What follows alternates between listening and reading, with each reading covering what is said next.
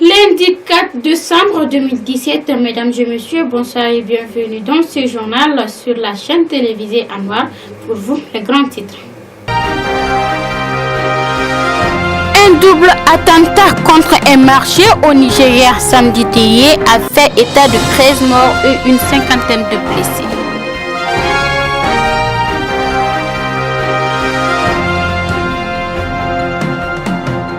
Affrontement meurtrier entre les deux composants du camp de rebelles qui contrôle la capitale du Yémen a fait plus de 200 morts. Les détails dans ce journal.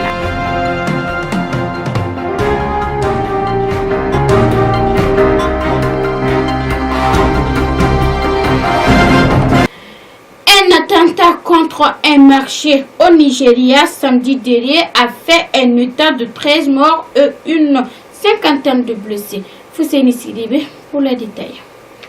Un double attentat lancé contre un marché de Biou a fait ce samedi 13 morts au moins et une cinquantaine de blessés. Des sources locales évoquent un bilan de 18 morts. Le samedi dernier, le marché de Biou a été visé par deux attaques suicides menées par des kamikazes à une aire de grande affluence. Des énormes explosions ont retenti vers 11h30 GMT et une épaisse fumée était visible au-dessus du marché. Deux femmes kamikazes venaient de déclencher leur ceinture explosive. L'attaque n'a pas été revendiquée, mais reste semblable au mode opératoire de Boko Haram.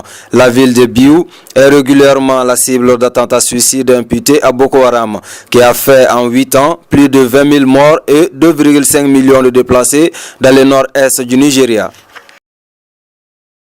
Partons à Zimbabwe, un accident de circulation survenu le samedi dernier toujours a fait un état de 21 morts et des blessés graves.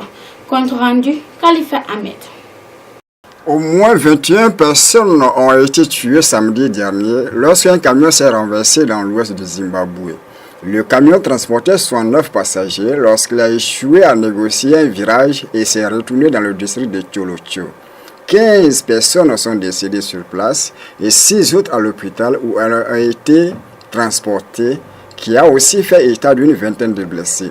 Les accidents ne sont pas rares au Zimbabwe en raison notamment du mauvais état des routes et des véhicules.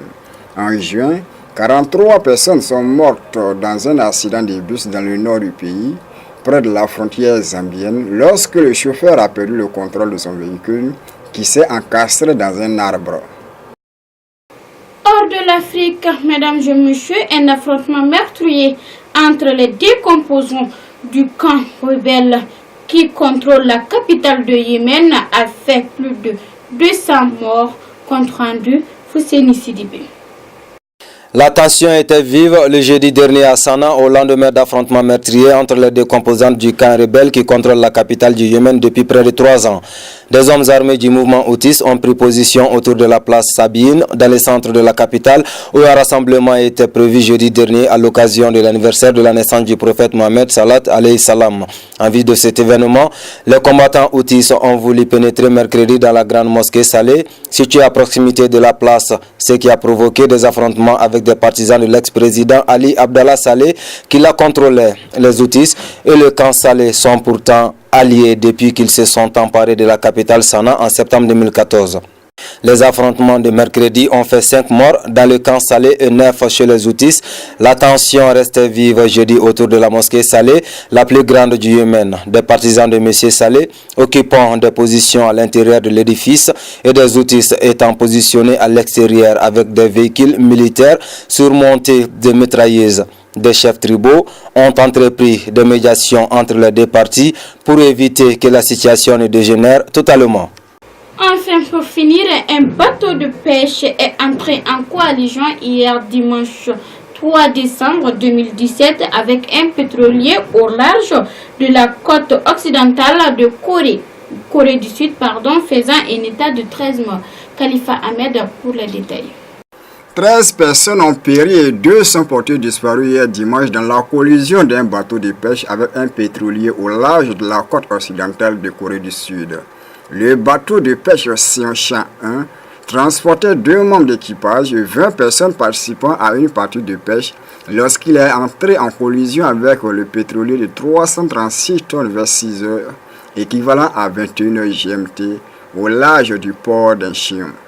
Le plus grave accident de pêche depuis 2015. Le bateau de pêche a coulé. 13 personnes ont été retrouvées mortes. 7 ont été blessés, tandis que 2 personnes, dont le capitaine du navire, sont portées disparues.